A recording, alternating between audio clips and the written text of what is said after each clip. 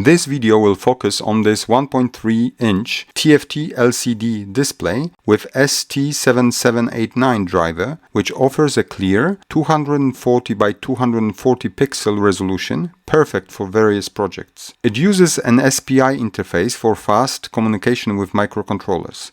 This display is compact, reliable, and has a built-in backlight for better visibility. This display works with 3.3 volt logic, so in this project I will not be connecting it to Arduino, but rather to microcontroller that operates on the same logic. In my case, this will be ESP8266 board. If I wanted to use it with Arduino, I would need to use a lever shifter, and I don't want to complicate things. Let's discuss connectivity.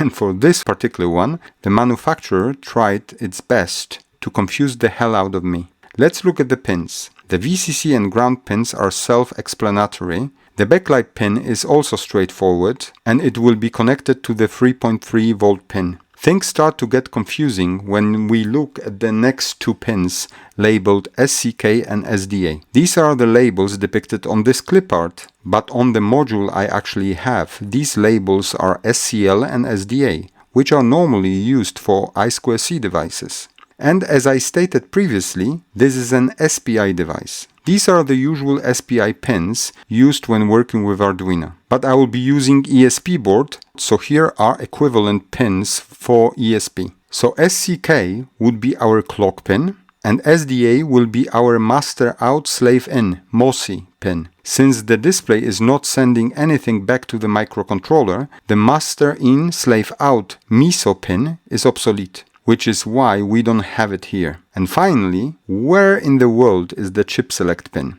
Without it, the display cannot share the SPI bus with other SPI devices, which will have its consequences for this project explained later in this video. So a piece of advice from me: if you plan to purchase a similar display, aim for the ones that actually provide chip select pin. I think it's better to have it. The other pins are easy. You connect them to any GPIO pins and declare those connections in the code. So after addressing this connectivity confusion, we can now connect the display to the microcontroller. Here is the ESP board.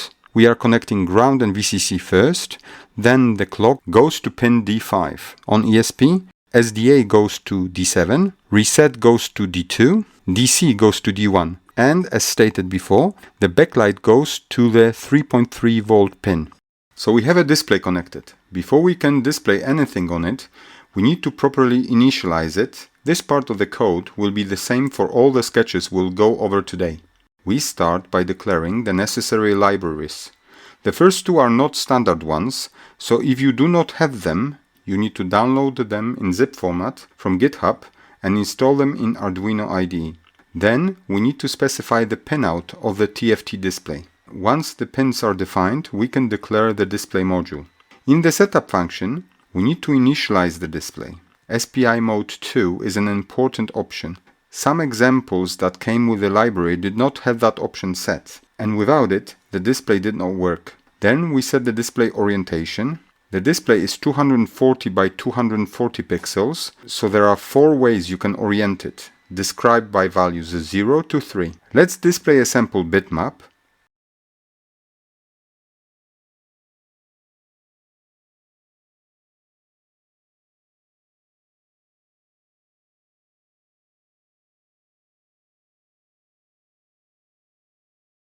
Various methods at our disposal when working with this display. The first one is the fillScreen method. It clears the screen and fills it with a selected color. The color of each pixel is represented by a 16-bit value. There are certain predefined colors like black. In this example, we'll erase the screen and turn it black.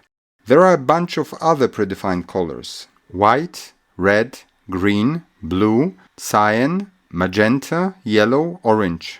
Let's use them in the code, executing fillScreen several times, each time using a different color.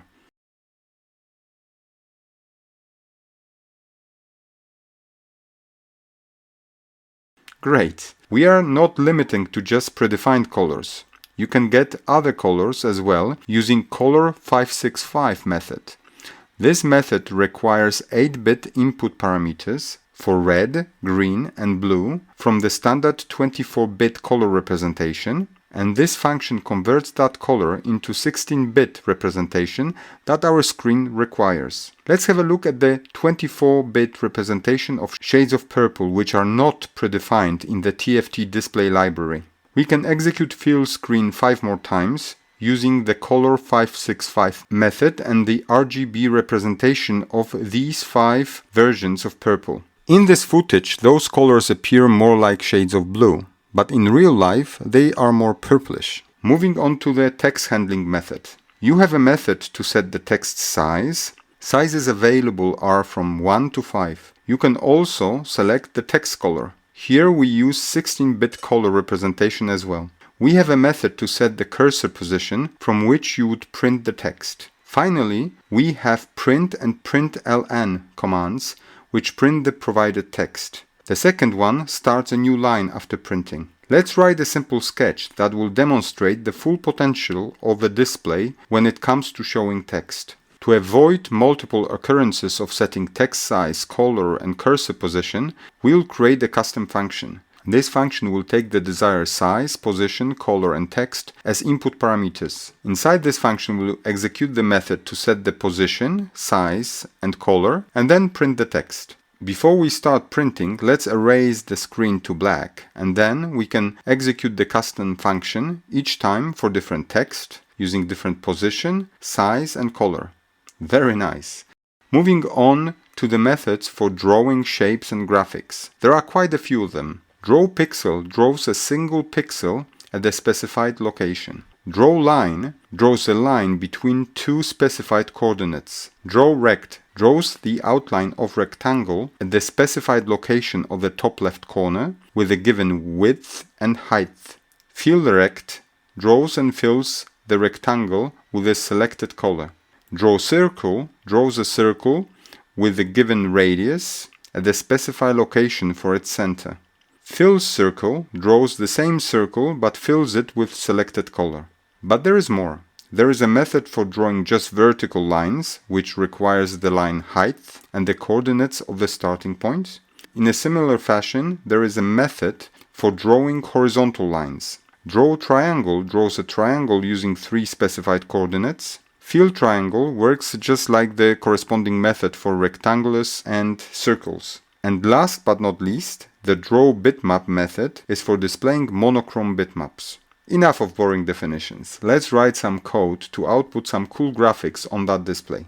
First, let's create a function to draw a square of 100 by 100 pixels at the specified location in a specified color. Executing this command multiple times with different parameters looks great. Let's draw some more squares. Looks even better.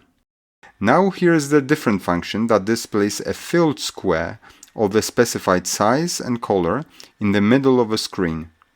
Let's execute it few times with different inputs. Wonderful! For doing similar code for circles, I need to define a table of colors. This table is filled with predefined colors, but you can add more if you want.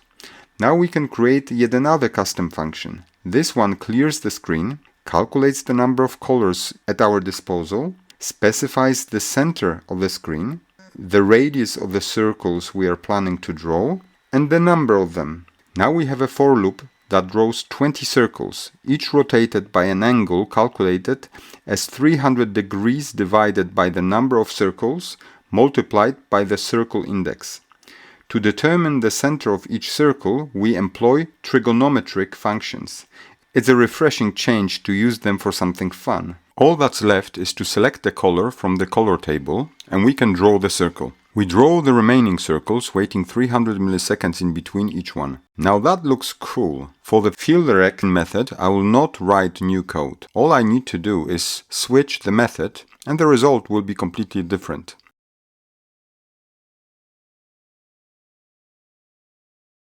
How about that? Let's leave it on the screen and try to spice up the graphic with a monochrome bitmap depicting the Arduino logo, drawn in the middle of the last circle. We can do that in 2 possible ways, using drawPixel or drawBitmap methods.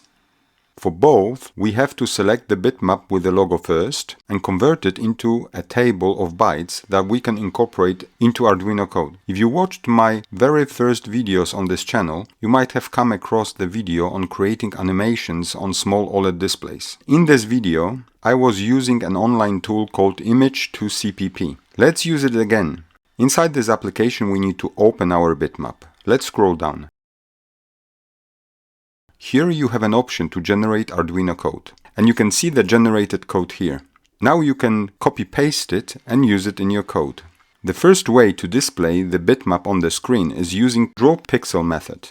We need to copy-paste our bitmap table first. As you can see, this table is huge. It is placed into microcontroller's flash memory using progmem. Otherwise, our sketch would report an out-of-memory error. Now that we have a bitmap table, we can create a function to draw that bitmap on the screen. This function has coordinates, bitmap dimensions, the bitmap itself, background color and foreground color for drawing the pixels as input parameters. We need to calculate the byte width of the image so we know how many bytes we need to read per row. Adding 7 to the width of the screen ensures that any partial bytes are included as well. Then we initialize a variable to hold the current byte of bitmap data. Next we have a nested for loop. The outer loop iterates over each row of the bitmap. The inner loop iterates over each column within that current row. We check if the current column index is a multiple of 8, indicating the start of the new byte. If it is, we read a byte from the bitmap data in progmem. The address is calculated based on the current row and column.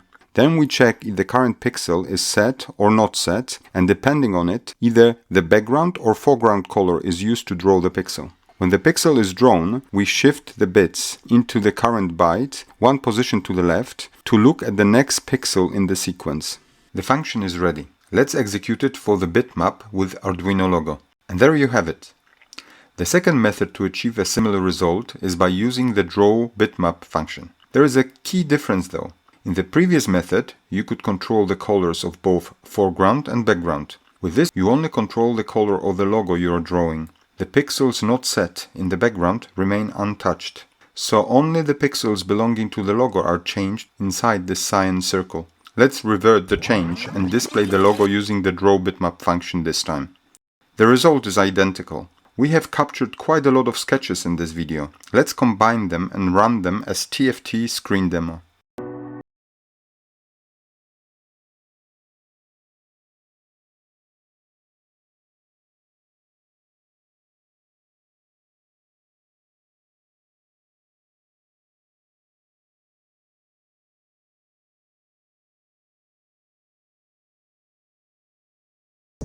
Great! I wanted to include one more thing in this video and this demo, drawing color bitmaps. Unfortunately, I couldn't do it due to the chip select dilemma. A 240 by 240 pixel bitmap is too large to load into ESP board memory, and I cannot load it from the SD card. The SD card module also uses SPI, and since the display module does not have a chip select, these two devices cannot share the SPI bus. I have also run out of time because this video is already too long, so this will roll over to my next video. I will release it early for my patrons and channel members, so check for updates. Hope you enjoyed this video. If you did, consider supporting my channel. You can like and share this video, you can subscribe to my channel if you haven't yet, or you can join these amazing folks who support me either through PayPal, Patreon, or YouTube channel membership. It's time to go. I will see you in my next video. Ciao.